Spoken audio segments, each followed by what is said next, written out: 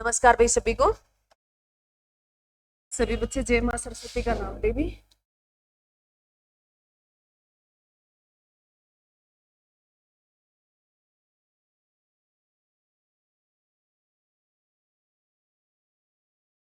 क्या पढ़ रहे हो?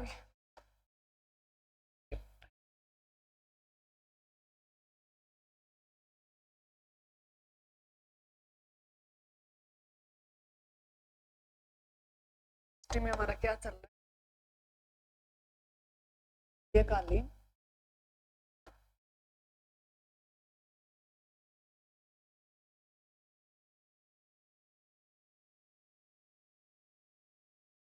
ये कालीन भारत के इतिहास में हमारे अभी तक जो टॉपिक हो गए हैं मेरे बच्चे, क्या पढ़ा? अरबों का आक्रमण। अरबों का आक्रमण में हमने तीन चार पढ़े थे। एक तो हमने पहला जो पढ़ा मोहम्मद जो कासिम था उसका आक्रमण पढ़ा, मोहम्मद गोरी का पढ़ा और गजनी पढ़ा और इस्लाम में धर्म पढ़ा। ये चार टॉपिक हमारे कवर कर लिए थे उससे। उसके बाद जो है नेक्स्ट हमने क्या पढ़ा मेरे बच्चे? दिल्ली सल्तनत पढ़ा या राजपूत वंश पढ़ा? राजपूत वंश पढ़ा बच्चे। राजपूत है वंश पढ़ा। ये राजपूत वंश के बारे में हमने कुछ जो है चौहान वंश किया, प्रतिहार वंश किया, गुर्जर प्रतिहार है उनके बारे में हमने पाल वंश किया। तो उन कई वंशों के बारे में छोटे छोटे वंश जो थे उभर के सामने आए और कई इतिहासकारों ने उनके बारे में अलग अलग थिंकिंग से कही थी भी। ये कहाँ से आए? कोई कहते भी भारत के थे, कोई कहते बाहर के। जो मोहम्मद गजनी और गोरी आए थे उनके जो है यहाँ जो सेनापति वगैरह रह गए उनके जो उभर के जो सामने आए बाद में छोटे बड़े जो सूबेदार थे भी छोटी छोटी पोस्टों पे थे वो धीरे धीरे यहाँ रह के और उनकी रणनीतियां अपना के धीरे धीरे एक बड़े लेवल पर आ गए थे। राजपूत वंश पर ऐसा कहा है। उसके बाद मेरे बच्चे तीसरा अगर बात करें तो दिल्ली सल्तनत जो है मेरे बच्चे, दिल्ली सल्तनत वंश किया हमने। दिल्ली सल्तनत जो है मेरे बच्चे मोस्ट इंपोर्टेंट एग्जाम में सीधा ही पूछ लिया जाता है भी दिल्ली सल्तनत जो है कब शुरू हो गया था? तो ये 1206 से 1526 तक चला। 1206 से 1526 तक क्या चला मेरे बच्चे? दिल्ली सल्तनत चला। दिल्ली सल्तनत में हमने 5 वंश पढ़े मेरे बच्चे। सबसे पहले गुलाम वंश पढ़ा जो कुतुबुद्दीन ऐबक ने नींव रखी थी। उसके बाद खिलजी वंश पढ़ा। गुलाम वंश पूछे दिल्ली सल्तनत का पहला वंश था और खिलजी वंश की बात करें तो ये दूसरा वंश था परंतु छोटा वंश था। अगर दिल्ली सल्तनत का सबसे छोटा वंश पूछे तो खिलजी वंश था जो खिजर खान ने इसकी स्थापना की थी। उसके बाद अगर बात करें तो तीसरा जो वंश आया था वो कौन सा आया था? तुगलक वंश आया था। तुगलक जो है मेरे बच्चे किसने उसकी जलालुद्दीन तुगलक ने जो है इसकी स्थापना की थी। तुगलक वंश जो मेरे बच्चे सबसे बड़ा वंश जो है किसका? दिल्ली सल्तनत का। ठीक है। उसके बाद आया सैयद वंश। सैयद वंश को कमजोर वंश बोला जाता है दिल्ली सल्तनत का। उसके बाद अंतिम वंश बोला जाता है लोधी वंश। और जो है लोधी वंश में एग्जाम में बहुत बार इससे 2-3 क्वेश्चन बनते हैं। एक तो भाई लोधी वंश की नींव किसने रखी? बहलोल लोधी ने। एग्जाम में बहुत बार आया। तुम पीछे एसएससी के या एसएससी के जितने एग्जाम पेपर उठाओगे तो ये क्वेश्चन पूछा ही मिलेगा उसमें। उसके बाद जो है अंतिम राजा था इब्राहिम लोधी मेरे बच्चे। तो ये पूछा जाता है भी दिल्ली सल्तनत का ऐसा बादशाह ऐसा शासक है जो रणभूमि में मारा गया था तो कौन था? इब्राहिम लोधी था। कौन था मेरे बच्चे? इब्राहिम लोधी था। ये 2-4 क्वेश्चन पूछता है। पानीपत का तो आगे हम बाबर करेंगे तो पानीपत का तो और ही पढ़ लेंगे। ठीक है मेरे बच्चे, सारे इसमें हमने पढ़ ली है। उसके बाद हमारा नेक्स्ट जो टॉपिक रहा वो कौन सा रहा? विजयनगर और बहमनी साम्राज्य मेरे बच्चे।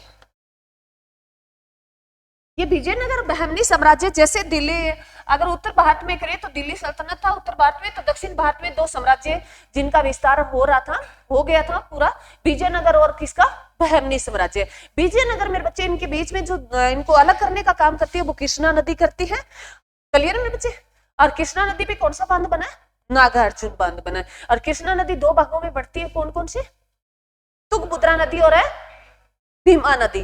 तुंगभद्रा नदी और भीमा नदी के बीच में जो क्षेत्र पड़ता है वो कौन सा क्षेत्र? रायचूर का क्षेत्र है। दोनों साम्राज्य आप एक दूसरे के साथ संघर्ष करते रहते थे, लड़ते रहते थे। तो क्यों रहते थे? उस रामचूर है क्षेत्र के लिए, क्योंकि वो एक धनवाड़ क्षेत्र था, मतलब उपजाऊ क्षेत्र था। क्लियर है? उसके बाद जो हमें बच्चे हमने पढ़ा भी आगे तुंगभद्रा नदी पे जो है कौन बांध बनवाता है, ये सारे हमने प्रोसेस कर लिए थे। जिसमें मैंने जो जैसे अगर विजयनगर में 4 वंश आए बच्चे, पहला हमने वंश पढ़ा संगम वंश पढ़ा, उसके बाद सालू वंश पढ़ा, फिर तुल्लु वंश पढ़ा और अरी बीडू वंश पढ़ा। ठीक है, ये बस थोड़े थोड़े मैंने जो पॉइंट कराए हैं वो एक दो पॉइंट है, मेन बातें हैं उसको टिक रखना, बाकी एक बार देख लेना, इतना मुश्किल नहीं है। बहमनी साम्राज्य की बात करें तो बहमनी साम्राज्य मेरे बच्चे, इसमें जो है पहला जो बहमन नाम से ही कौन आया था, जफर खां आया था। जफर खान ने इसकी नींव रखी, उसके बाद उसे असम गुंगू के नाम से जाना जाता है। उसने अपने आप को एक उपाधि दी थी, जो है किसकी दी थी, अलाउद्दीन मोहम्मद बहन की थी, और बहमन के नाम पे बहमनी साम्राज्य का नाम है पड़ा था। उसके बाद उसमें हमने मोहम्मद शाह प्रथम किया, मोहम्मद शाह जो है द्वितीय किया, तृतीय किया, जो इसमें दो चार बातें हैं वो पढ़ लेना तुम, ठीक है। उसके बाद जो ये हमारे टॉपिक शुरू खत्म हो गए मेरे बच्चे, कंप्लीट हो गया हमारा। उसके बाद हमारा, जैसे मैंने तुम्हें स्टार्टिंग क्लास दी थी मध्यकालीन की, तो उसमें मैंने सारा सिलेबस बता दिया था भी हम क्या क्या इसमें पढ़ेंगे। तो अब हमारा नेक्स्ट टॉपिक कौन सा आएगा, तो 5वां टॉपिक होगा। क्या लिखा है मेरे बच्चे बताओ तो। हाँ जी, वेरी गुड। हम क्या पढ़ेंगे मेरे बच्चे, पहले तो लिख लो, भक्ति आंदोलन और सूफी आंदोलन।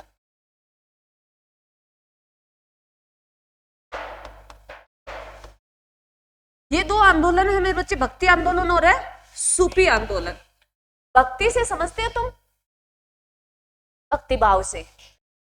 भक्ति जो है हम निर्गुण भगवान की भी करते हैं, सगुण भगवान की भी करते हैं। निर्गुण मतलब हम किसी देवता को नहीं मानते, कोई फोटो पूजा नहीं करते मतलब। और जो सगुण होता है मेरे बच्चे, कोई हम सामने रख के भी उसको मान के भी, ये जैसे राम है, मैं तुम्हें कहती हूँ भी हमने बनाई है फोटो, हमारी थिंकिंग जो ओपिनियन है भी कहते हैं ऐसे राम दिखाई देते हैं, तो पिक्चर जो फोटो है उसको सामने, जैसे मंदिर वगैरह में हम दिया धूप करते हैं, तो उनको सगुण भगवान कहा जाता है भी, सगुण भगवान की जो पूजा है। और वो निर्गुण भगवान जैसे कबीर हो गए, बड़े बड़े संत महात्मा हैं, उन्होंने भगवान को भी माना। जैसे हम सूरदास का पढ़ेंगे तो कृष्ण भगवान में थे, तुलसीदास का पढ़ेंगे तो वो राम भगत थे, कबीरदास का कहेंगे तो वो निर्गुण भगवान थे, निर्गुण मानते रहे ना कबीरदास जो है। जैसे मीराबाई का करें तो वो कृष्ण भगत थी या नहीं थी। हाँ, तो मेरे बच्चे कुछ ने भगवान को माना और किसी ने भगवान को नहीं माना। किसी ने कहा, जैसे आज के अगर टाइम में कहें तो मेरे बच्चे, जैसे हम मान लो, मैं तुम्हें हमेशा कहती हूँ कि तुम्हें कोई मतलब नहीं है, जैसे मान लो कोई मंदिर मिल गया, मस्जिद मिल गई, गुरुद्वारा मिल गया, मतलब मिलता ही है, अलग अलग धर्म के लोग रहते हैं तो अलग अलग ही है उनकी चीजें। तो हमें सिर झुकाने में हमारा क्या जाता है, हमारी आस्था होनी चाहिए, सिर झुका दो कोई बात नहीं, ये नहीं देखना भी सिख का है, मुस्लिम का है या हमारे हिंदू का है, सिर झुकाना है। उसके बाद जो दूसरा निर्गुण भगवान से हमें क्या फॉलो करना है, हमें अपने विचारों पे ध्यान रखना है भी। हम दिया तो कर रहे हैं मंदिर में, जैसे हम अगरबत्ती लगा रहे हैं, हम दिया कर रहे हैं, पानी जैसे शिवलिंग पे पानी चढ़ाते हैं, पानी चढ़ा रहे हैं। मैं हमेशा तुम्हें कहती हूँ भी उस टाइम वो पानी मैटर नहीं करता, तुम्हारा मैटर करेगा तुम्हारे माइंड में क्या चल रहा है, उस टाइम तुम किसकी आराधना कर रहे हो। उसके बाद तुम्हारे दिन में कर्म क्या है, कर्म लौट के आते हैं नहीं आते ना। जैसे हम अच्छे कर्म करेंगे तो अच्छा लौट के आएगा, बुरे करेंगे तो बुरा लौट के आएगा, ये तुमको पता है, परंतु फिर भी करने पड़ जाते हैं ना, क्योंकि ये जो हमें, हमारा जो आर पार का जो इन्वायरमेंट है, ये हमें फोर्स करता है, ये हमें क्या करता है, फोर्स करता है किसी चीज को अपनाने के लिए। जैसे मान लो हमारे हम पड़ोसी, हमें पता है पड़ोसी अपना खा रहे हैं, हम अपना खा रहे हैं, परंतु फिर भी घर वालों की, पड़ोसी ने आज गली जो खाली होती है उसका कादा नहीं निकाल लिया तो गेड़ा नहीं। हमारे घर में ऐसे कहते हैं ये बहुत खतरनाक है, पानी इधर टिपा दिया, तो ये थिंकिंग बना देते ना। पड़ोसी जैसे दिखा, हमने उनके विचार नहीं देखे कैसा पड़ोसी है, बाद में हमने अच्छे गुण भूल जाते हैं, हम उसके जो तुरंत हमें गुण दिखाई देते हैं उस पर हम फॉलो करते हैं, बाद में नेगेटिविटी धीरे धीरे फैल जाती है। और नेगेटिविटी इस दौर से इतनी जल्दी घर करती है मेरे बच्चे, निकलने का फिर नाम भी नहीं लेते। तो जो है ये बहुत होता है, तो कुछ तुम दोनों चीजें रखो साथ, क्योंकि अब जो टाइम दौर चल रहा है, मैं आपको ये भी नहीं कहूंगी, और मेरा ओपिनियन है, ये तुम्हारी समझदारी अलग है भी, तुम्हारे घर का तुम्हें कैसे एनवायरमेंट मिला और तुम किस माहौल में पले बड़े हो, और तुम्हें जो है तुम्हारे पूर्वज है, तुम्हारे माँ बाप है, वो तुम्हें कैसे संस्कार दिए। धीरे से मेरे कहने से तुरंत तुम डिलीट नहीं करोगे, डिलीट के बाद भी तुमने देखा होगा, मैंने तो बाद में अब पता चला है भी डिलीट होने के बाद भी डिलीट नहीं होता वो पूरा प्रोसेस। अरे सीधा ही हम कर देते हैं ना, कोई पिक्चर आती है, अभी ज्यादा मेमोरी होगी व्हाट्सएप जैसे उनका आ गया गैलरी में, तो हम डिलीट कर देते हैं। मैंने देखा है वो डिलीट नहीं होता, किसी ने बताया भी ये डिलीट नहीं होता।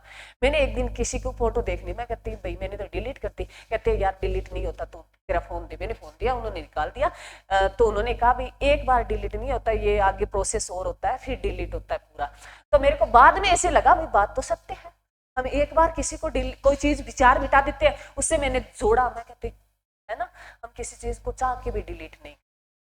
प्रोसेस पता है तब डिलीट कर सकते हैं ना, प्रोसेस तुम्हें पता ही नहीं है, अभी तुम्हें पता ही नहीं है, अभी मान लो कर्म क्या है, अगर तुम्हें मान लो ज्यादा कोई जैसे भगवान को मानते हैं, उनकी आस्था होती है भी सब कुछ यही करेगा, जैसे मैंने तुम्हें बताया था सोमनाथ वाला मंदिर भी सब कुछ है भगवान इसी हुई करेगा भी, हम तो कुछ नहीं करने वाले। अगर वो विरोध करते तो मोहम्मद गौरी को रोक देते, गजनी को रोक देते ना, अरे रोक दे। उस टाइम वो हाथ पैर मानते तो भगवान भी उनको क्या देता, शक्ति देता, पावर देता। वो एक पावर है ना कि अस्तित्व में हमारे सामने थोड़ी आएगा, ये थोड़ी है भी चल हमें कोई फोटो दिखाते हैं भी चल मैं तेरे साथ हूँ, हथियार आ जाते तुरंत, ऐसा नहीं आता। जैसे तुमने देखा होगा महाभारत तुम देखते हो, चीरहरण होता है, द्रौपदी पुकारती है, आसपास पड़े हैं उनको सभी को पुकारती है, जो खड़े हैं उनके बड़े थे छोटे थे उन सभी को कहा भी मेरी मदद कीजिए, कोई भी सामने नहीं आया। और जो उनका चीर हरण कर रहा था, तब द्रौपदी ने लास्ट में क्या है, आपने देखा पूरी कहानी, द्रौपदी ने किसको अपनाया, भगवान कृष्ण को पुकारती है, परंतु वो क्या कहती है, द्वारिका वाले भगवान आए।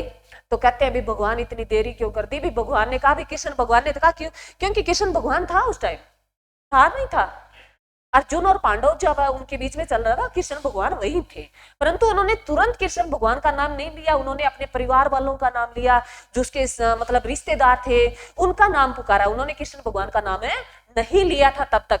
बाद में लास्ट को कोई नहीं आया ना, तब उन्होंने कृष्ण भगवान को पुकारा भी ये द्वारिका वाले कृष्ण तू आ मेरी जो मदद कर भाई, मेरी आज इज्जत का सवाल है। तब कहते हैं कृष्ण भगवान ने कहा फिर द्रौपदी ने ये सवाल भी किया है कृष्ण भगवान से भी तू इतनी देरी क्यों कर दी तूने आने में, तो उन्होंने कहा भी देरी नहीं की, तूने पुकारा ही अब मेरे को। उन्होंने कहा मैं द्वारिका, तुमने द्वारिका का नाम लिया, मैं द्वारिका गया फिर वापिस वहां से आया हूं, तब मेरे को इतना टाइम लग गया, काश तो मेरे को पुकारती।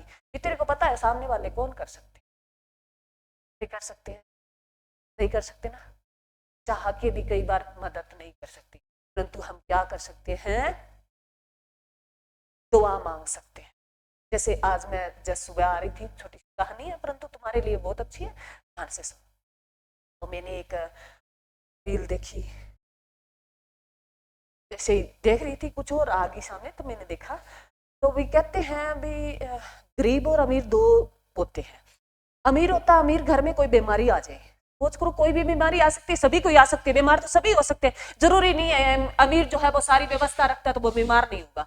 जैसे मैंने महात्मा बुद्ध का पढ़ाया, भी महात्मा बुद्ध को इतनी फैसिलिटी दी तो भी कहा भी हो नहीं सकता आप बीमार नहीं होंगे, तो उन्होंने जो है उसका सारथी ने कहा आप बीमार हो सकते हो, भी वो हमारे अंदर जो है गड़बड़ हुई तब भी हो सकते हो। उसके बाद गरीब घर में बीमारी आती है मेरे बच्चे, परंतु अमीर घर वाला क्या करता है, पैसा लगा देता है, पैसा लगाता है, अमीर घर के लोग पैसे लगा सकते हैं ना, बीमारी आती है तो उनका क्या हो जाता है, पैसे निकल जाते हैं घर से, वो पैसे के बावजूद भी नहीं बचा पाते, नहीं बचा पाते ना। गरीब घर का क्या करता है, उसके पास पैसे तो होते नहीं, दुआएं होती है ना, गरीबों के पास दुआ होती है ना, हमारे जैसे भी क्या देते बेचारा गरीब है भगवान मदद कर, क्या देते ना, तो उनके पास पावर क्या है, दवा की। गरीब घर का व्यक्ति ठीक हो जाता है, अमीर घर का व्यक्ति वो बचा नहीं पाता पैसे से। तो पैसा ही सब कुछ नहीं होता, हर जगह बहुत कुछ हमारी आस्था पे डिपेंड करता है, हमारे विचार डिपेंड करते हैं, हम बोलते कैसे। तो मैं कहती हूँ जो भी तुम सोचो बोलो अच्छा फील करने लग जाता, अभी मेरे साथ होता है, मैंने ये चीजें मैं अपनाती हूँ, जरूरी नहीं है भी मैं गलत काम नहीं करती, मैं कोई बात होती है घर में जैसे किसी का जिक्र चल रहा हो तो मैं पार्टिसिपेट कर लेती हूँ थोड़ा बहुत, परंतु मैं करती हूँ अलग तरीके से, करती जरूर हूँ भी। पड़ोसियों की अगर बात चल रही, मैं ये नहीं कहती भी मैं तो पूरी साधु महात्मा हूँ, इतनी मैं नहीं हूँ, परंतु मैंने ये देखा है भी अगर अच्छे विचार रखते ना तो बदल जाते हैं, थोड़ा टाइम लगता है तो बदल। वैसा ही भक्ति, और जो है भक्ति का आंदोलन चलेगा ना वो हमारे हिंदू समाज में, जैसे मैंने तुम्हें सवगुण और निर्गुण का बताया, सूफी आंदोलन होगा मेरे बच्चे, ये मुस्लिम का होगा, भक्ति आंदोलन किनका होगा? हिंदुओं का होगा। वो भक्ति भाव को हम आगे सारा प्रोसेस पढ़ेंगे। और सूफी आंदोलन होगा वो किसका होगा? मुस्लिमों का होगा। सूफी सो संत बने, एक भक्ति संत होते हैं भक्ति भाव में। जैसे हम तुलसीदास का तुम्हें लगभग मैं बताती रहती हूँ, कोई बात आती है। जैसे जैन धर्म, बौद्ध धर्म, वो क्या थे? भक्त थे। क्या थे? भक्त थे। वो हिंदू धर्म से थे। और सूफी संत आएंगे ना, वो इस्लाम धर्म के आएंगे, तो उनको बाद में पढ़ेंगे। पहले आज हमारा टॉपिक रहेगा भक्ति आंदोलन का नाम डालो।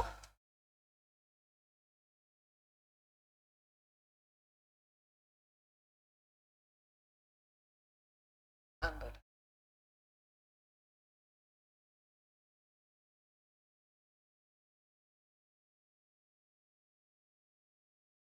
भक्ति आंदोलन में, ये भक्ति आंदोलन जो है मेरे बच्चे, अगर लिख लो इसका टाइम पीरियड। अगर तो इतना पूछना नहीं है, 13वीं शताब्दी से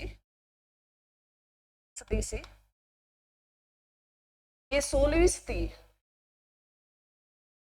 तक चरम सीमा पे रहा था। सदी में, हाँ सदी तक, 16वीं लिख लेना। 13वीं शताब्दी से 16वीं शताब्दी तक ये चरम सीमा पर रहा था। परंतु जैसे मेरे बच्चे 13वीं और 16वीं की करें तो हम बात तो लगभग कर ही लिए हमने इनके बीच में, परंतु ये भक्ति भाव की बात नहीं की। तो मेरे बच्चे ये प्रोसेस रहा था। उत्तर भारत में दिल्ली सल्तनत पनप रही थी और दक्षिण भारत में बहमनी साम्राज्य और विजयनगर चल रहा था। तो उन्हीं के बीच कुछ संत महात्मा पैदा हुए जो उन्होंने अपने विचार रखे।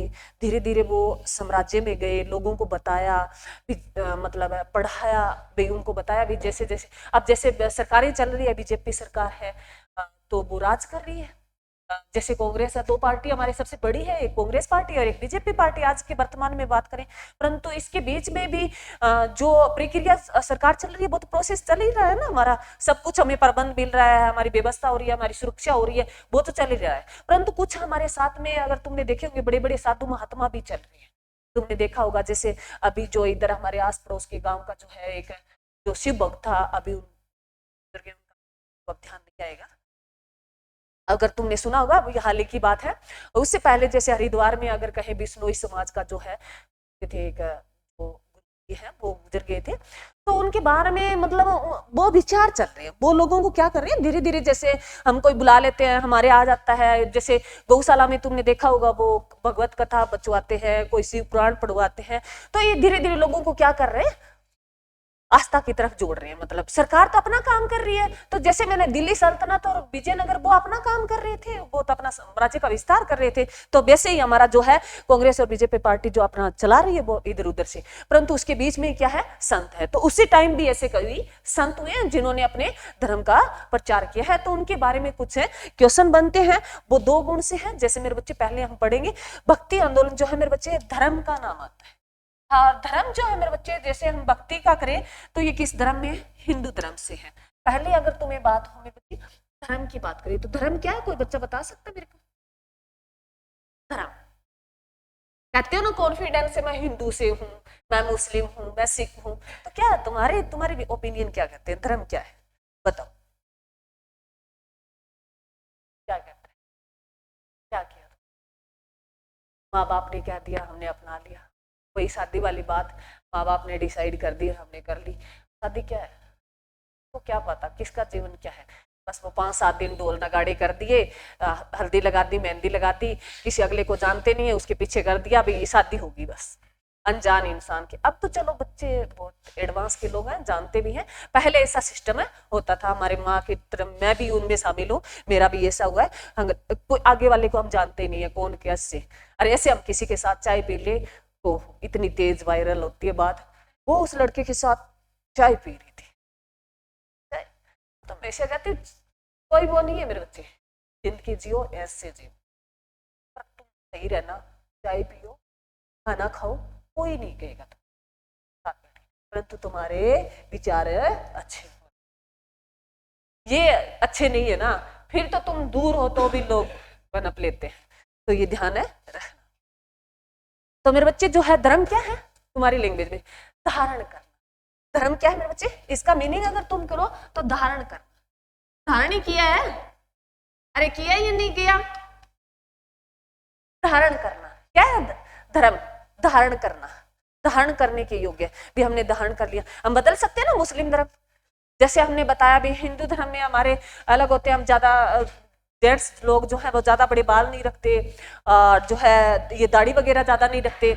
इस्लाम धर्म में तुमने देखा होगा बाल तो वो लंबे नहीं रखते परंतु दाढ़ी वगैरह रखते हैं लंबी। सिख धर्म में देखा है बाल भी लंबे रखते हैं, दाढ़ी वगैरह भी लंबी रखते हैं। तो ये धर्म धर्म के थोड़े संकेत दिए हैं, तो हमने उसको अपना लिया। ये धारण करना मेरे बच्चे, कोई चीज को धारण करना या धारण करने योग्य है जो होता है हम धारण कर सकते हैं। इस्लाम में जा सकते हैं और मुस्लिम जो है इधर एरिया में, और जो हमें सिख भी बन सकते हैं।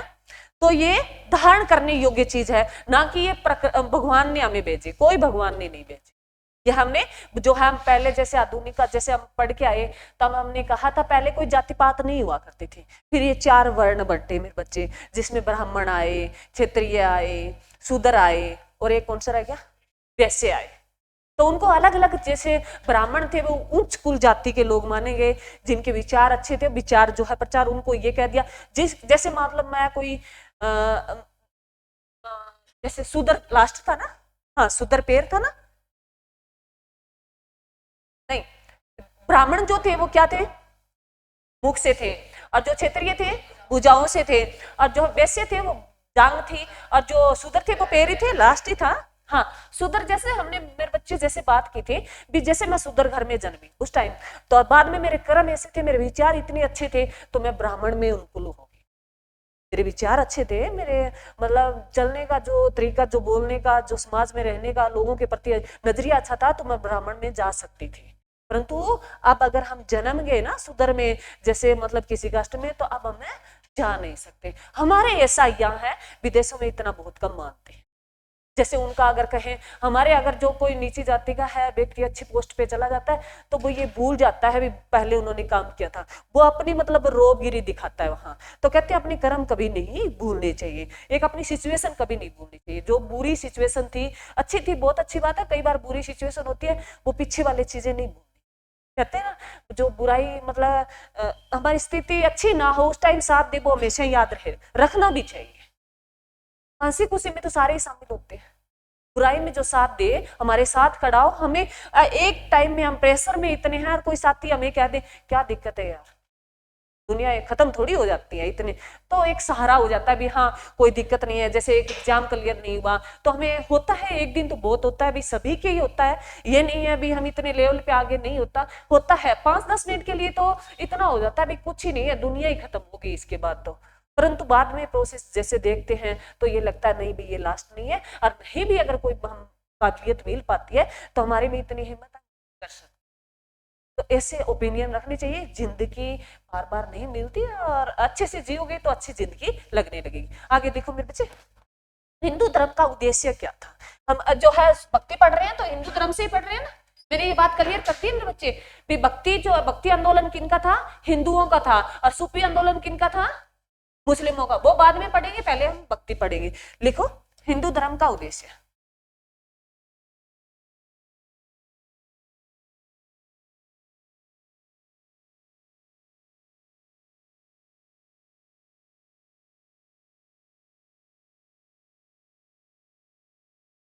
हिंदू धर्म का उद्देश्य क्या था, वे इस भक्ति को लेके हिंदू धर्म था, उनका जो उद्देश्य क्या था मेरे बच्चे, मोक्ष प्राप्ति। क्या था, मोक्ष प्राप्ति।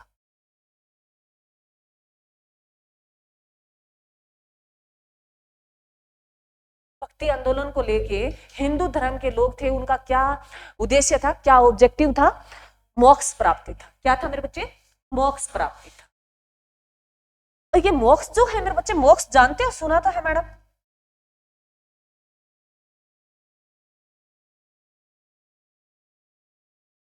मोक्ष मेरे बच्चे, मोक्ष को हम 3 कर्मों के आधार पर पढ़ेंगे। 3 बातें होगी मोक्ष में, किस किस आधार पे हम मोक्ष पा सकते हैं, तो हमेशा मैं तुम्हें बताती हूँ। जैसे हम कोई महात्मा पढ़ते हैं तो एक तो होता है मेरे बच्चे कर्म, कर्म, दूसरा होता है ज्ञान, और तीसरा जो लास्ट है सबसे बेस्ट बताया गया है, भक्ति। मोक्ष के 3 पार्ट है मेरे बच्चे, कर्म, ज्ञान, भक्ति।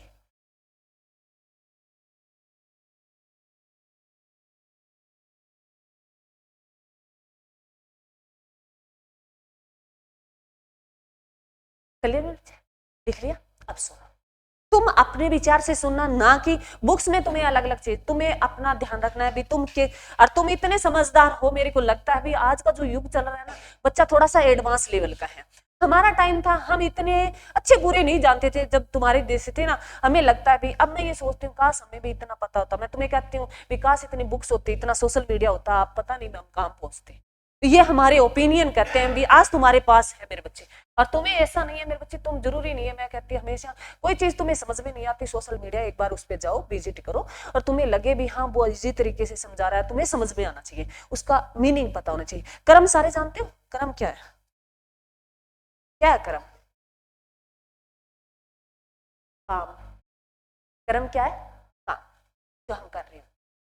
जैसे अब मैं कर्म कर रही हूँ ना पढ़ाने का, अरे काम ही कर रही हूँ, कर्म ही कर रही हूँ।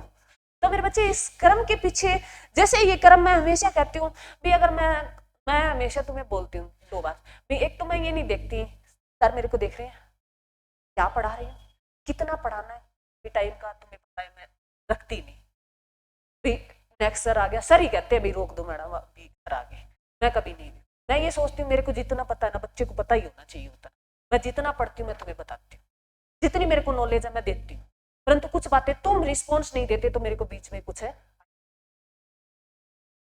कई बार मैं ये सोचती हूँ क्या पता बच्चे का इतना लेवल काम ना करे, ऊपर से जा रहा हो, कई बार ऐसे होता है, कई कहानियां होती है। तो कर्म जो है मैं उसमें पूरा अपना 100% देती हूँ, मैं कर रही हूँ, मैं मेरे पे करती हूँ, मैं अपना जैसे देती हूँ मैं पूरा 100% देती हूँ।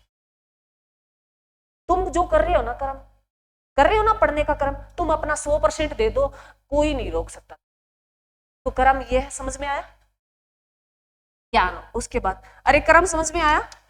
दूसरा मेरे बच्चे एक कर्म से एक थोड़ी सी बात और सुन जोड़ना चाहूंगी, क्योंकि तुम्हें उसके बाद जब गृहस्थी जीवन में जाओगे तुम, तो तुम्हें तो कर्म करने होंगे, जैसे हम अभी भी करते हैं, लड़कियां जैसे हम आसपास के मोहल्ले लड़के हैं तो उनका भी है, तो हम घर में काम करते हैं ना, करते हैं, कुछ भी करो कुछ तो करते हैं। कई जैसे बेटियां हैं बहुत सारा काम करती है घर का, जो है उनकी किसी की माँ बीमार होती है, किसी के माँ से काम नहीं होता, तो मतलब ऐसे कई सिचुएशन है, सभी के सामने है, तुम्हारे नहीं है।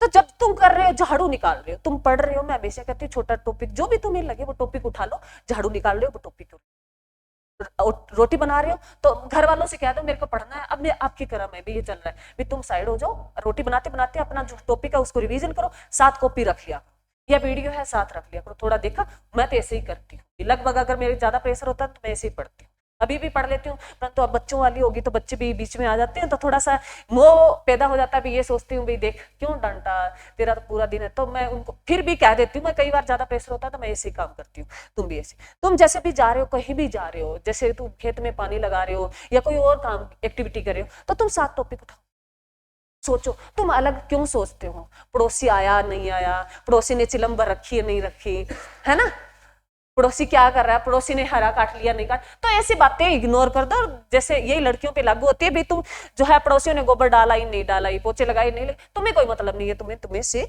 मतलब है, तो कर्म ऐसे भी होते हैं। घर वालों को कहा करो, अपने जैसे माँ है तो उनको ये कहा करो, और जब ऐसे कर्म करने लग जाए हमें फील ही नहीं होगा हमने काम कर लिया या नहीं करा, हमारे शरीर को भी फील नहीं होगा, और जे घर हम पढ़ रहे हैं, माँ कहते भी झाड़ू लगाना है, तो इतना घरमाते हम, मतलब इतना प्रेशर होता है, और प्रेशर में हम काम करते हैं तो हमारी बॉडी को फील होता है भी हमने काम किया है। जब तुम ऐसे कहते हैं, तुम्हारी जो भाषा में कहते हैं जो है मजे लेके काम करो, मजे लो, काम के मजे लोगे तो तुम्हारा शरीर भी फील नहीं करेगा, तो ऐसी बातें तुम्हें ध्यान रखनी है। जैसे माँ को भी होता ना, माँ को ये कहना भी जब काम करे ना माँ, राम राम किया कर, ये तुम्हारी भक्ति है, तो कर्म से हम भगवान को पा सकते हैं अच्छे काम करके।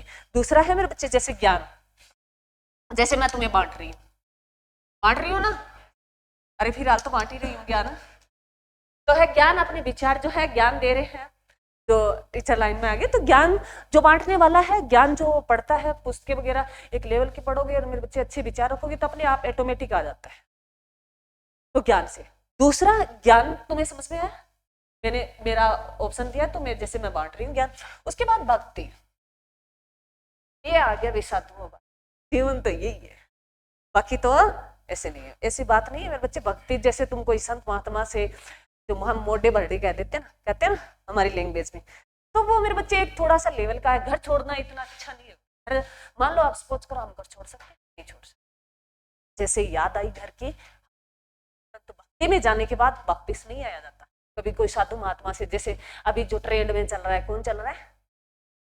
प्रेमानंद महाराज। प्रेमानंद महाराज की बात सुनी है तुमने? वो 7-8 साल का था, घर से निकल गया था, वो भाग के जाता है, कहानियों में मैंने सुना है। तो उन्होंने कहा, उसके पिताजी मिले थे उनसे, तो उसके पिताजी ने कहा कोई बात नहीं, तुमने मार्ग तो अच्छा चुना है, परंतु घर लौट के वापस नहीं आना।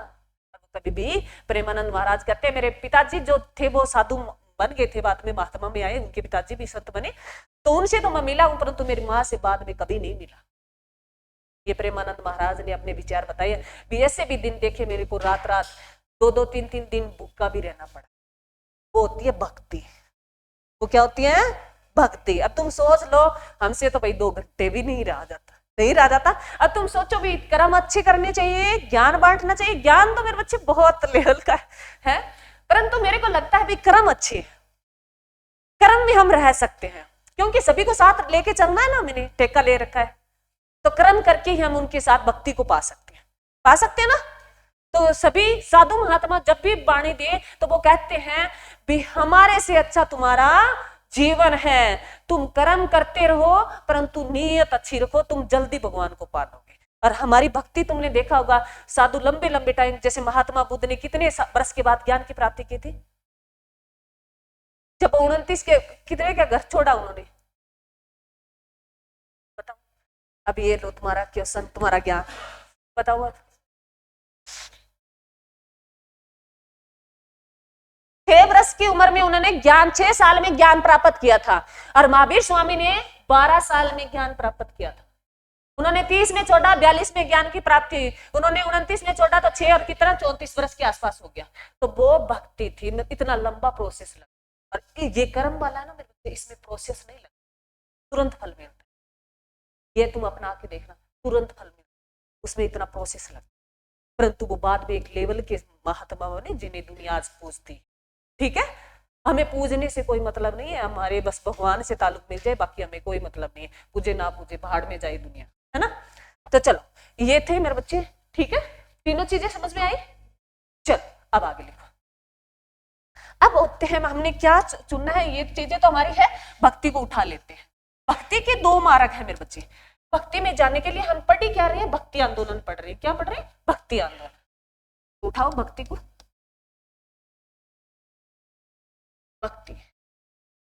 भक्ति को 2 भागों में तोड़ते हैं। भक्ति भी 2 भागों में तोड़ते, एक सद्गुण, एक निर्गुण।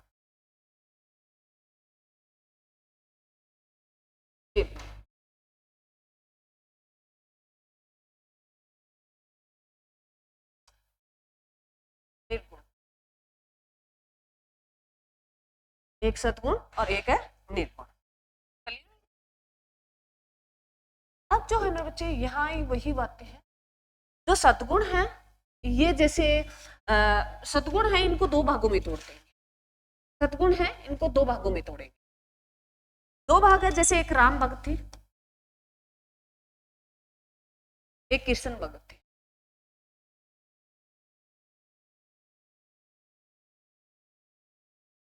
सद्गुण है, इसको 2 भागों में तोड़ते हैं।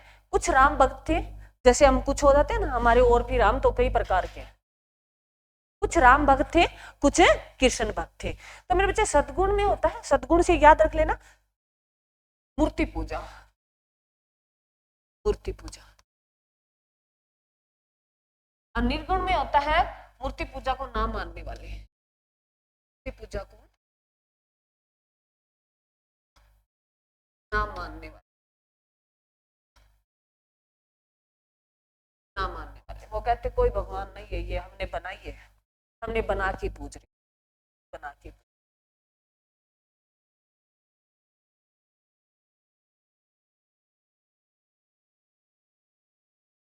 चलिए मेरे बच्चे, इसी में किसी बच्चे को कोई समझ में ना आया तो भक्ति 2 भागों में बंटा। सद्गुण भगवान, सद्गुण जो मूर्ति पूजा है, जो हम करते हैं, मंदिरों में जाते हैं, हमारे घर में करते हैं, वो है। निर्गुण जो मतलब ऐसे जैसे जिसमें हम कबीरदास का नाम पढ़ेंगे, कबीरदास का पढ़ेंगे, मेन कबीरदास का है, उसमें नानक साहब हो गए, सिख धर्म के गुरु रहे, निर्गुण भगवान थे, वो निर्गुण भगवान के भगत थे। तुम उसकी देखोगे तो ये ध्यान रखना। एक रे दास जो थे, ऐसे महात्मा जो उनकी तुम कभी जीवनग्राफी पढ़ना, तुम्हें अगर टाइम मिले तो उनके पढ़ के देखना, उनके विचार क्या थे उस लेवल के जो हम सोच भी नहीं सकते। तो मेरे बच्चे सद्गुण में राम भक्त भी है, कृष्ण भक्त भी है। जैसे हमारा समाज चल रहा है तो हम उसमें है या नहीं है। राम भक्त में पढ़ेंगे हम मेरे बच्चे, जैसे हम जिक्र करें राम भक्त में तो रामानंद, रामानंद का जिक्र करेंगे, तुलसीदास, तुलसीदास का जिक्र। कृष्ण भगत में अगर पढ़ेंगे, तुम बताओ कृष्ण भगत के तुमने बहुत सुने होंगे। मीरा होगी, सही, वेरी गुड, बहुत अच्छा पकड़ा आपने। एक हमारे हरियाणा में भी जन्म है कृष्ण भक्त, जो साई फरीदाबाद में से स्थान पे, जो आंखों से अंधा था, इससे बड़ा मेरे बच्चे सूरदास, वेरी गुड। उसके बाद जो है और बताओ, बताओ रे, तो अच्छे पहले बोल लिख लो जो तुमने बताया है। मीराबाई, मीराबाई क्या थी, कृष्ण भगत। उसके बाद दूसरा तुमने बताया है सूरदास, एक नरसी भगत थे, नरसी थे भी, नरसी भगत लिख देती। और एक मेरे बच्चे, ये तुम्हारे हैं, जरूरी नहीं है भी मैं लिखूं वही सही है, बहुत सारे भगत हुए हम जो है, बहुत सारे भक्त हुए, हमें तो समझ में आना चाहिए भी ये भक्त हुए तो इन्होंने कृष्ण भगवान की कैसे आराधना की। तो एक चैतन्य नाम के भी हुए, एक चैतन्य भगत भी हुए।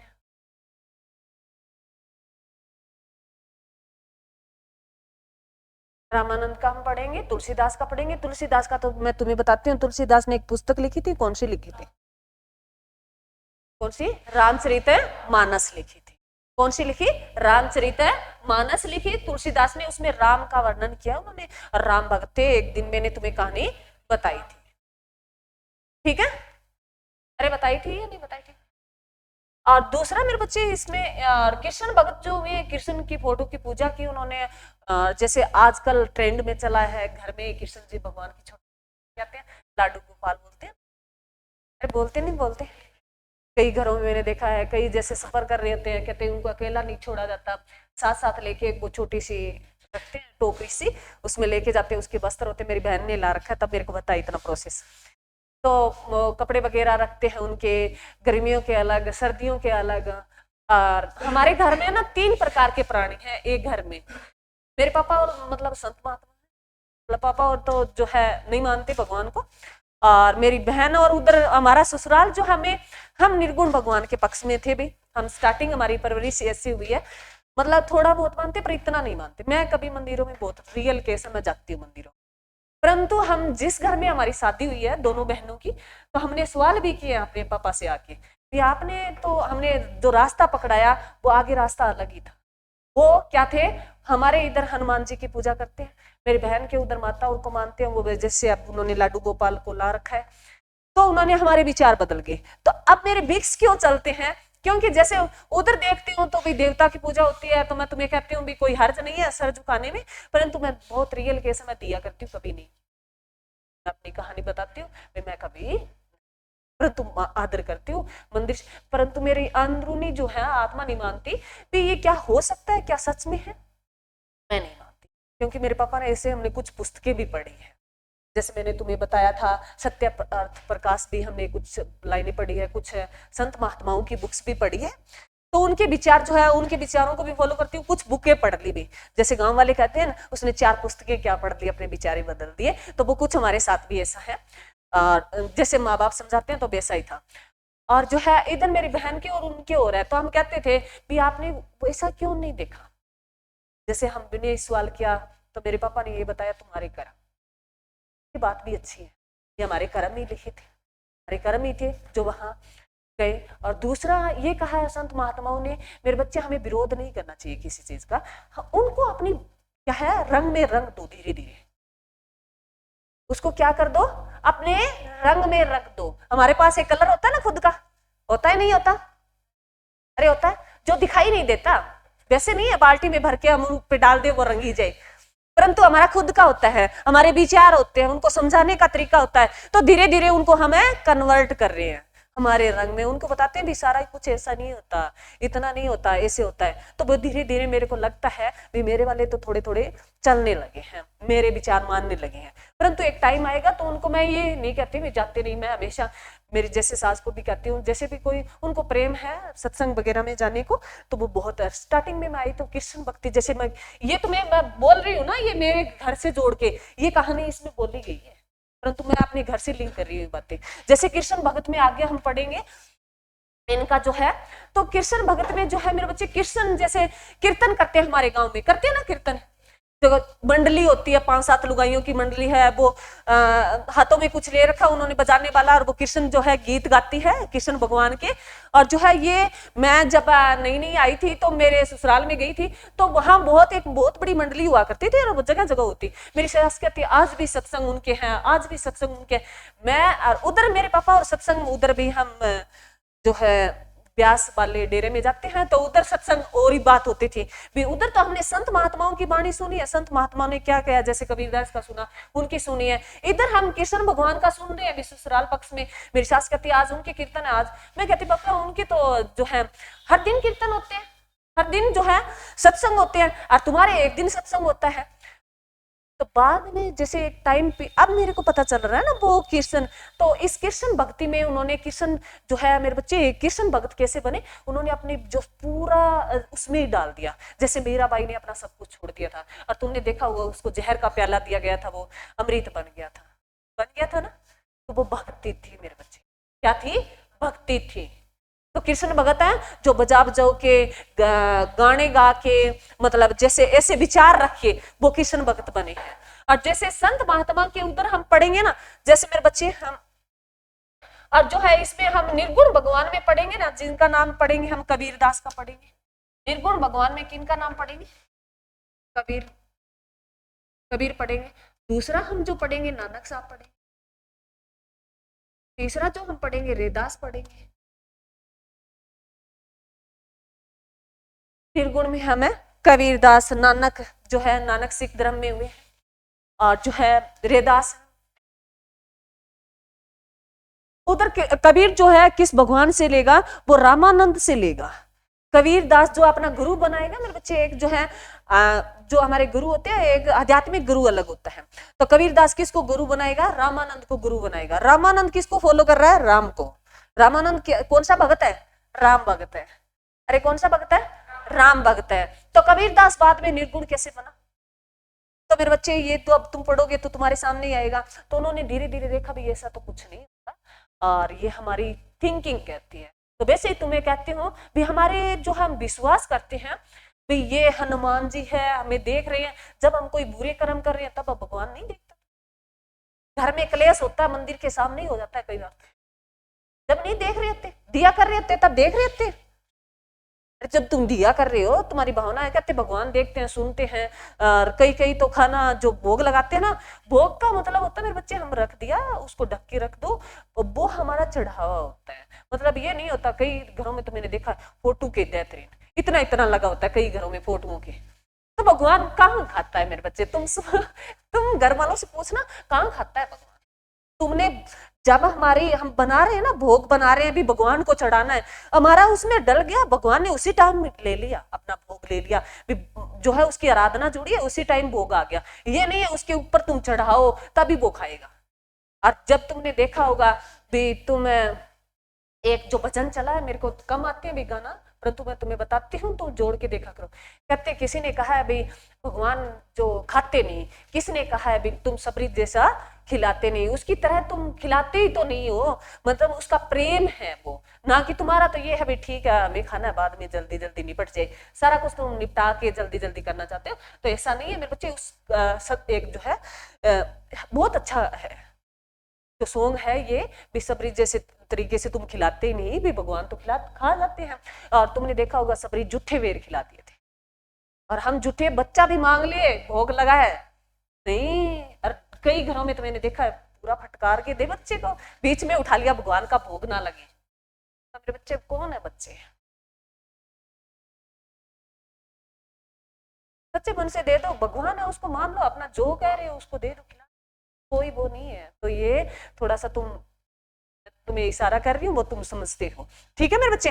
तो हम इनका एक एक करके पढ़ेंगे। इसमें जो एक लाइन है वो ये तुम्हारा समझना जरूरी था, एग्जाम में इतना बहुत कम पूछता है। अब एग्जाम में सीधा ही पूछ लेगा भी जो है सतगुण जो भक्ति आंदोलन में था वो क्या मूर्ति पूजा करते थे या नहीं करते थे, बस ऐसा क्वेश्चन पूछा जाता है। मूर्ति भगत थे या नहीं थे, तो कैसे थे, मूर्ति भगत थे सदगुण वाले, निर्गुण वाले मूर्ति भगत है नहीं थे, ये नॉर्मल क्वेश्चन देता है, ठीक है। अरे देता है नहीं देता। चलो अब लिखो भक्ति आंदोलन। इसमें एक जो है टेबल लिखाऊंगी, वहां से क्वेश्चन आएगा 100%। भक्ति आंदोलन, भक्ति आंदोलन की शुरुआत पढ़ेंगे हम कहां से हुई।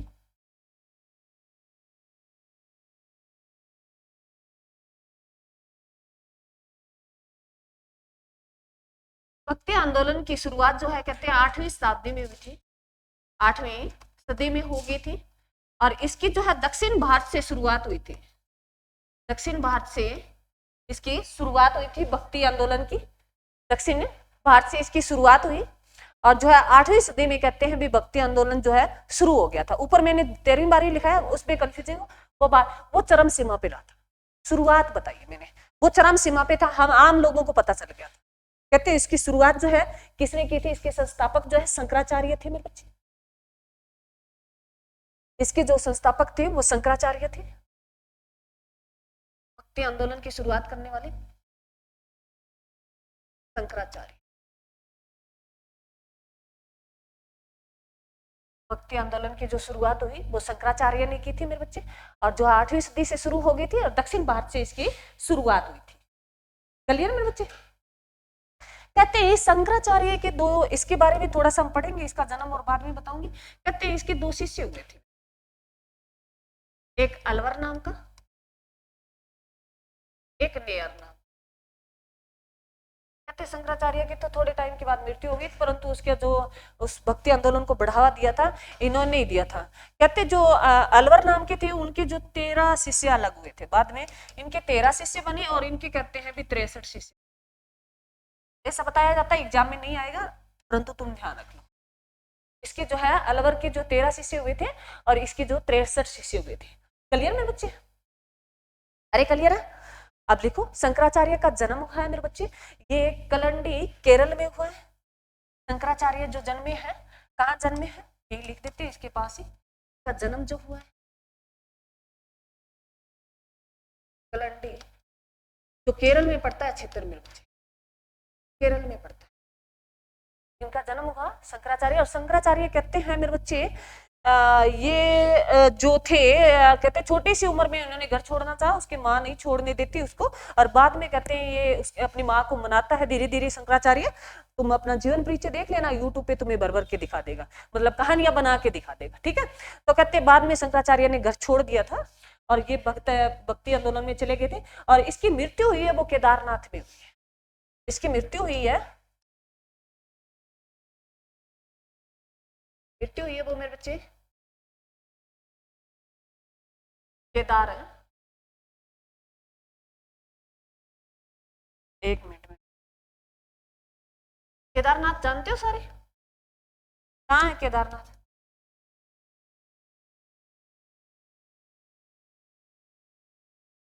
केदारनाथ कहाँ है?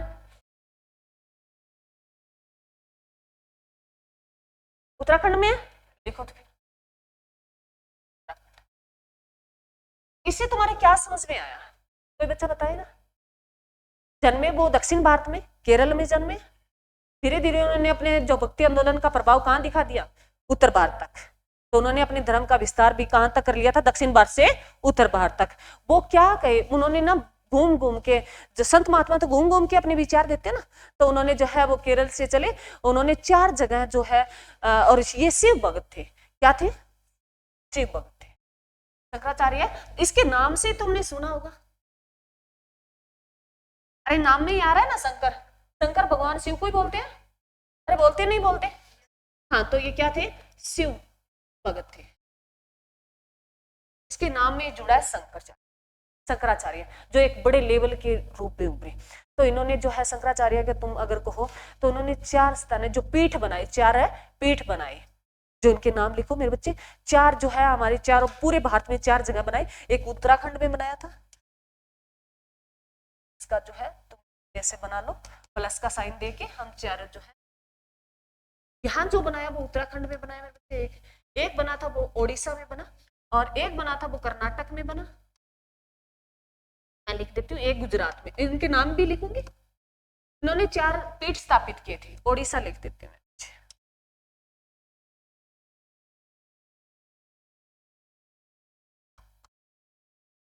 ओडिशा, उत्तराखंड तो लिख ही लेना। उत्तराखंड का पुराना नाम क्या था मेरे बच्चे? उत्तरांचल था, या पहले उत्तराखंड था फिर उत्तरांचल हुआ? उत्तरांचल था, अब क्या है? उत्तराखंड है। ये ध्यान रखना मेरे बच्चे, उत्तरांचल का नाम बदलकर क्या कर दिया है? उत्तराखंड कर दिया है। तो 4 पीठों के नाम लिखो मेरे बच्चे। पहले तो तुम ज्योतिषीय पीठ जो उत्तराखंड में है,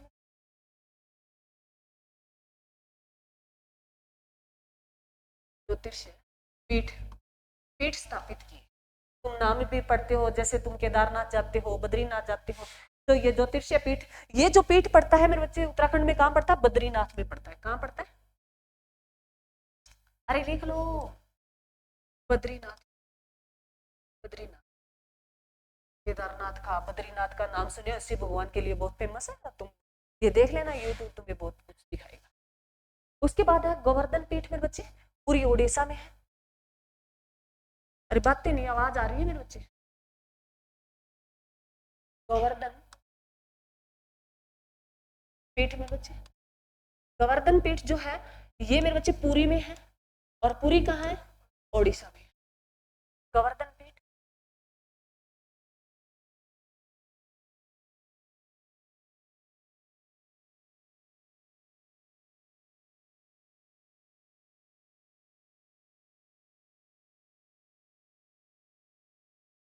शारदा पीठ मेरे बच्चे, शारदा पीठ,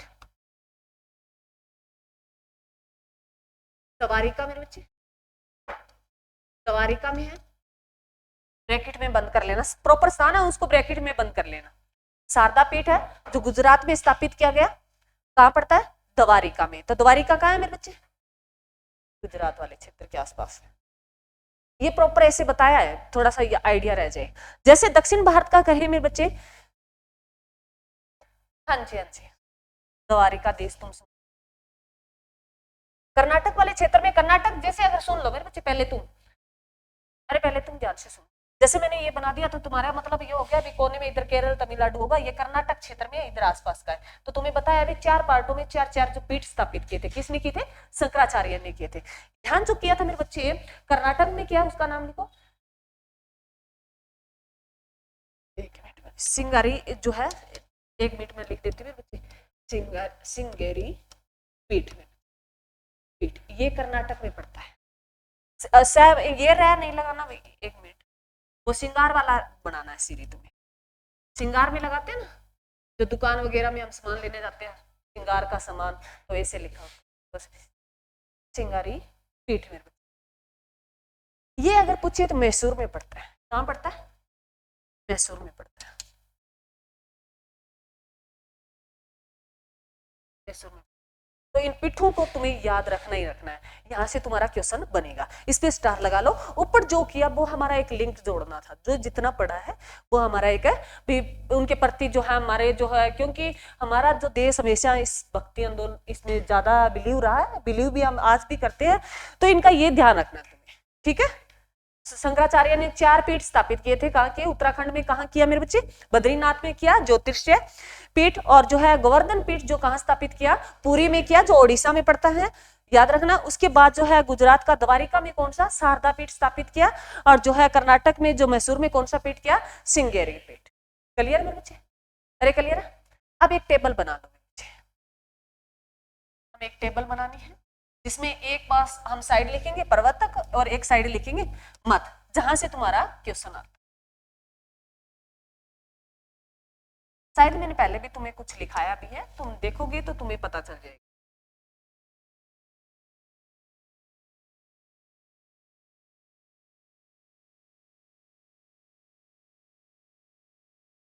इसमें यहाँ प्रवर्तक, देने वाले, यहाँ लिखोगे मत, उन्होंने अपने मत व्यक्त किए। जैसे हमने पहला अगर हम पढ़ते हैं तो किसका पढ़ा? शंकराचार्य का। किसका पढ़ा?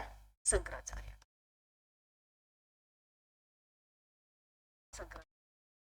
शंकराचार्य ने जो अपना मत दिया था वो अद्वैतवाद का दिया था।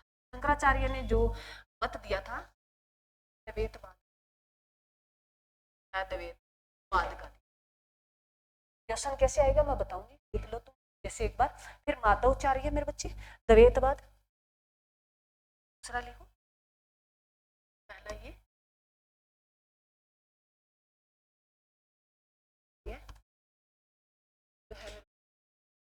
जो है द्वैतवाद।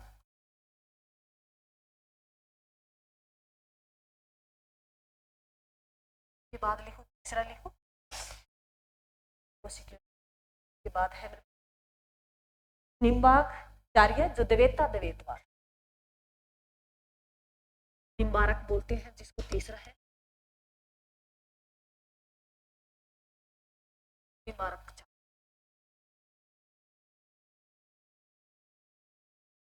दिया है द्वैतवाद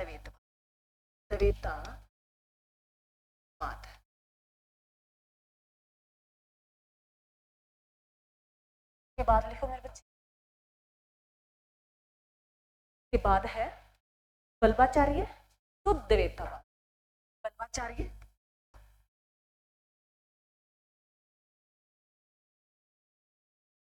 शुद्ध द्वैतवाद।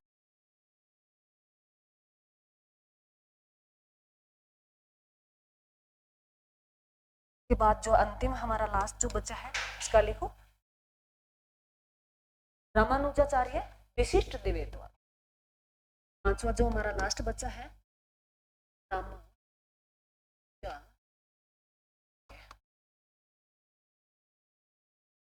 विशिष्ट द्वैतवाद।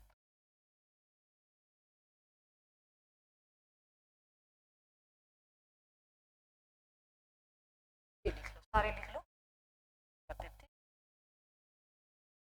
और इस पे वेरी वेरी इंपॉर्टेंट स्टार लगा लो, यहाँ से क्वेश्चन आप बनेंगे जो एग्जाम में तुमसे मिलान पूछेगा।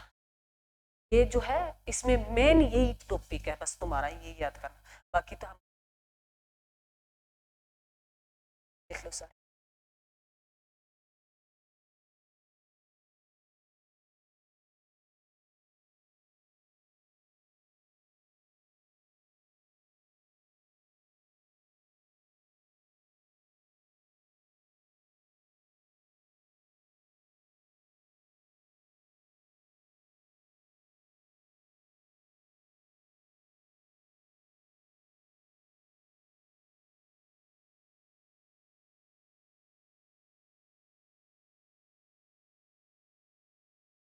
क्या था ये इनके अलग अलग मत का मतलब होता है अपने अपने, जैसे पुस्तक बोल देते हैं अपने मत विचार दिए इन्होंने जो है उनके टाइम उनका माइंड क्या काम कर रहा था और वो क्या सोचते थे भगवान के प्रति और जो कर्मों के प्रति, तो उन्हें अपने अपने ओपिनियन दिए थे, उनको मत बोलते हैं। क्या थे उनके अपने अपने ओपिनियन थे। उसमें शंकराचार्य की बात करें तो शंकराचार्य की बात कर ही रहे हैं हम। शंकराचार्य किसके वक्त थे? शिव भक्त थे। क्या थे?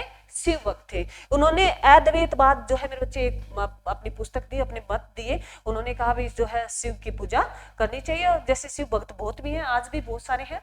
और जैसे तुम अगर बात करो जो है हिमालय पर्वत की, हिमालय पर्वत का नाम सुना है? कहते हैं हिमालय पर्वत, जैसे तुम देखते हो हिमालय पर्वत जो है कोई नहीं पहुंच पाया, शिखर चोटी तक कोई नहीं जा पाया। कोई गया है? नहीं जा पाया, अधूरी जो है। और जहां जैसे अगर तुम जो सबसे बड़ी चोटी है वो कौन सी चोटी है? उधर तुम तिब्बत में करो तो चीन वाली साइड जो है माउंट आबू। कौन सी? माउंट एवरेस्ट नाम सुना। और तुम देखते हो जो है फलाना जो पर्वतरोही रहा वो चला गया, छोटा सा बच्चा चला गया, बड़ा तो वो एक लेवल है जो है जिसमें 88-48 उसकी मीटर जो ऊंचाई है, तुम पढ़ते हो उस पर जाते हैं मेरे बच्चे। जैसे जैसे जाते हो ऑक्सीजन की कमी होती है, तो तुमने देखा होगा वो पूरा अपना से लेके जाते हैं साथ। और उनका जो है एक उनको ट्रेनिंग दी जाती है, ऐसे तुरंत नहीं मुंह उठाया चल दिए हम। एक ट्रेनिंग होता है, एक प्रोसेस होता है, उनको बताया जाता है भी ऐसे ऐसे। कभी भी तो मैं कहती हूँ कोई भी काम करने से पहले उसके बारे में थोड़ा जानना जरूरी है। और हम सीधा ही छलांग लगा देंगे तो वो खतरनाक ही होगा मेरे बच्चे। और जैसे तुमने एक मेरे को उस गुरु का नाम तो नहीं बता जो शिव भक्त है, उधर केदारनाथ है उधर है वो, और वो कहते हैं वो पर्वत में जो है हेलीकॉप्टर की सहायता से गया भी है। पूरा शिव भक्त है वो। और तुमने देखा उसकी रील वगैरह कई बार बहुत आती है, जो शिवलिंग पे वो पानी दही दूध जैसे डालता ही रहता है शिवलिंग पे। उसका नाम मेरे को ध्यान नहीं है, परंतु मैं तुम्हें बताऊंगी उसका नाम याद करके। तो ये चीजें मेरे बच्चे, प्रतीक मिश्रा तो कुछ भी नहीं है,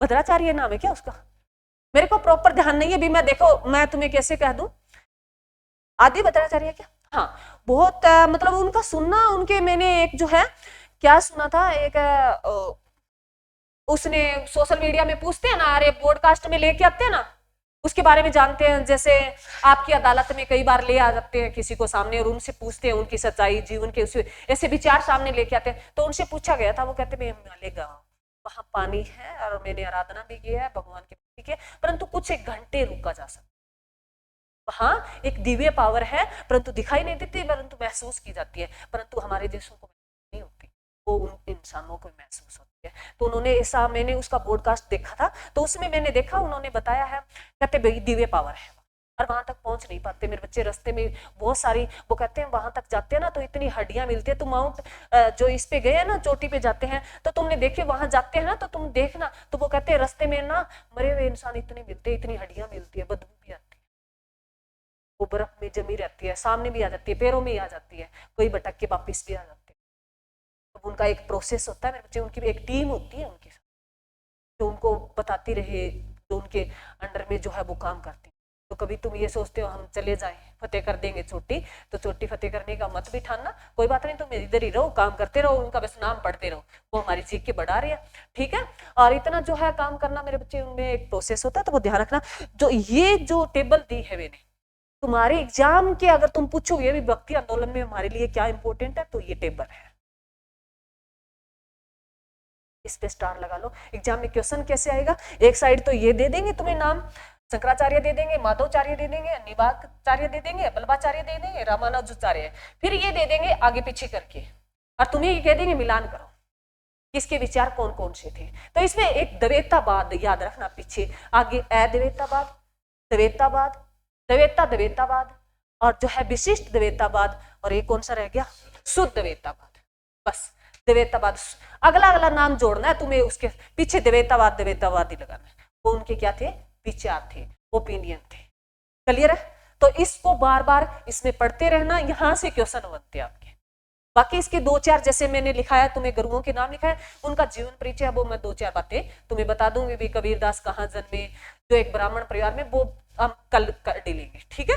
तो इसको टेबल को तुम्हें स्टार लगा लेना, यही पूछा जाता है नॉर्मल, ये क्वेश्चन पूछेगा भी जो है भक्ति आंदोलन जो था वो कैसा था, सदगुण था और निर्गुण भी था, सदगुण में मूर्ति पूजा होती है और निर्गुण में मूर्ति पूजा नहीं होती, नॉर्मल क्वेश्चन ऐसे पूछे जाते हैं, ठीक है।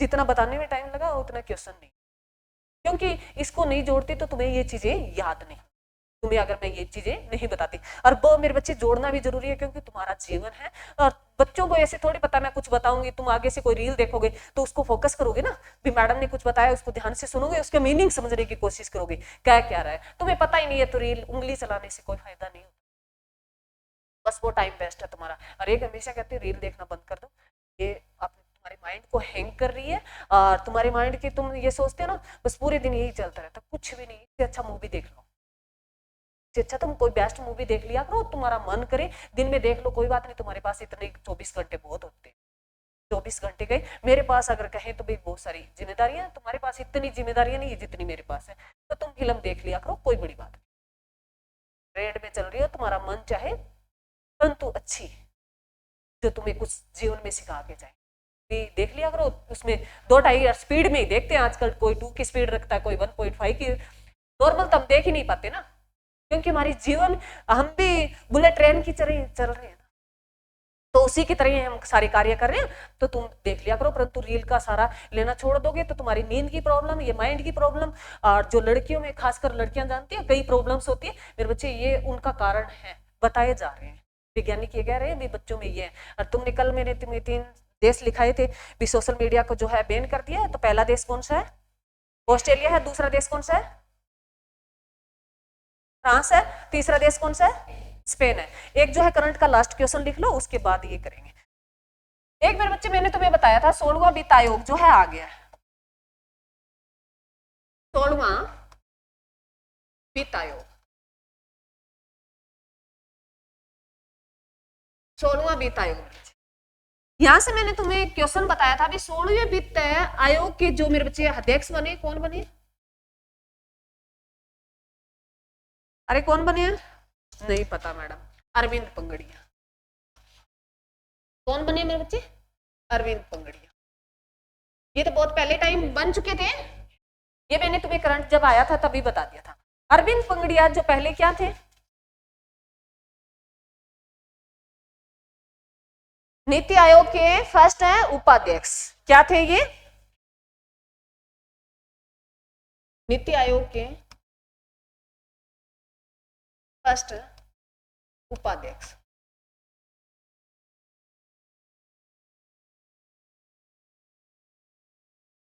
क्या थे? फर्स्ट उपाध्यक्ष।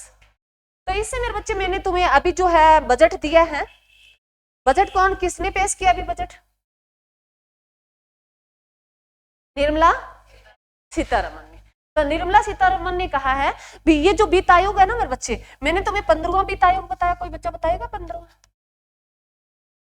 15वां जो वित्त आयोग है मेरे बच्चे, इसके अध्यक्ष कौन रहे? एग्जाम में क्वेश्चन आता है, इंपॉर्टेंट है, बहुत बार ये नॉर्मल एग्जाम में क्वेश्चन आता है।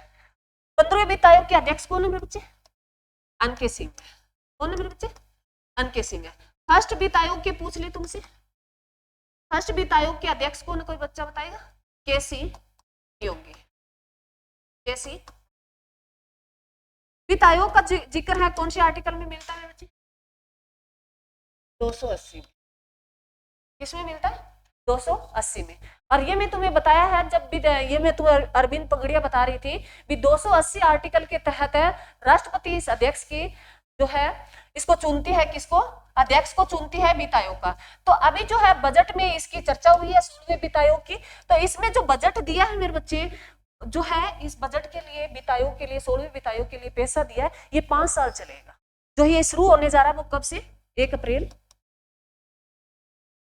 2026 से लेके मेरे बच्चे ये 31 मार्च 2031 तक चले। ये 5 साल का इसका प्रोसेस रहेगा वित्त आयोग का। तो इसमें जो टैक्स आता है ना, हर साल टैक्स आता है, टैक्स की बातें होती है, टैक्स सारे जानते होंगे, नहीं जानते तो कोई बात नहीं, कभी बात करेंगे। जो पैसे लिए जाते हैं, इनकम टैक्स होता है, जो वस्तुओं पे टैक्स लिया जाता है, तो ये अलग अलग होता है। वो टैक्स का पैसा आता है ना, वो इसमें खर्च किया जाता है अलग अलग राज्यों को। जैसे हमारे तुम देखते हो भी अलग अलग राज्यों को पैसे दिया जाता है भी, इस राज्य में सुधार करने के लिए केंद्र सरकार ने इतना पैसा दिया। वो टैक्स का पैसा जो केंद्र सरकार लेती है, जैसे इनकम टैक्स कौन वसूलती है? सेंट्रल सरकार लेती है ना। अरे लेती है, नहीं लेती?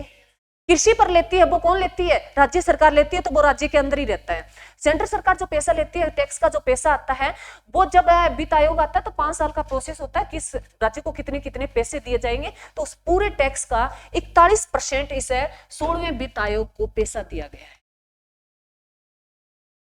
41% पैसा दिया गया है। राजस्व जो है, रेवेन्यू जो दिया गया है, वो कितना परसेंट दिया गया है? 41% दिया गया 16वें वित्त आयोग में। यही 15वें में था। 41% ही क्या था? 15वें में था। इस 41% में जो हमारे कितने राज्य हैं? कितने राज्य हैं? 29 राज्य, 28 स्टेट और यूटी कितनी? 8 यूटी। इनमें बांटा जाएगा इस 41% को, किस किस राज्य को कितना कितना दिया जाएगा। तो ये अलग अलग होता है मेरे बच्चे, किस राज्य को कम मिला, किस राज्य को ज्यादा मिला। तो ये बातें हमें कल करेंगे। तुम्हें आज इतना ही रखना है। इसमें कितना परसेंट पैसा दिया गया है? 41%। 16वें वित्त आयोग में कितना पैसा दिया गया है? 41%। ये किन में बांटा जाता है? आगे राज्यों को पैसा दिया जाता है, सेंट्रल सरकार देती है उसमें डेवलप करने के लिए, उसमें उस राज्य में। ठीक है? अरे क्लियर है? थैंक यू मेरे बच्चे।